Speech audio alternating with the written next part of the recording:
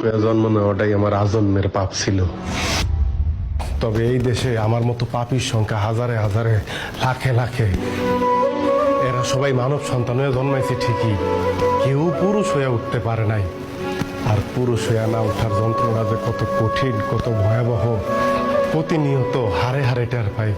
কারণ পুরুষের সাফল্যের ভাগ সবাই নিল, ব্যর্থতার ভাগ তো কেউ নিতে চায় না।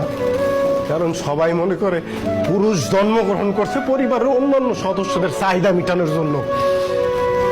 অনেকে ভুলেই যায় পুরুষ নামক মানুষটার মধ্যেও একটা মন আছে, একটা হৃদয় আছে, হৃৎপিণ্ড নামক একটা বস্তু আছে। প্রিয়জনের কথার আঘাতে সেই হৃৎপিণ্ডটা না কাইপা ওঠে। ভুলা যাইবই না কেন কম, কারণ পুরুষ তো কখনো কারো প্রিয়জন হয়ে উঠতে পারে না। সব সময় পুরুষ প্রয়োজনই কাজে লাগে। জানো সোনিয়া, পুরুষ মানুষ সবসময় চোখ দিয়ে কান্না করে না, মুখ দিয়েও আর্তনাদ করে না।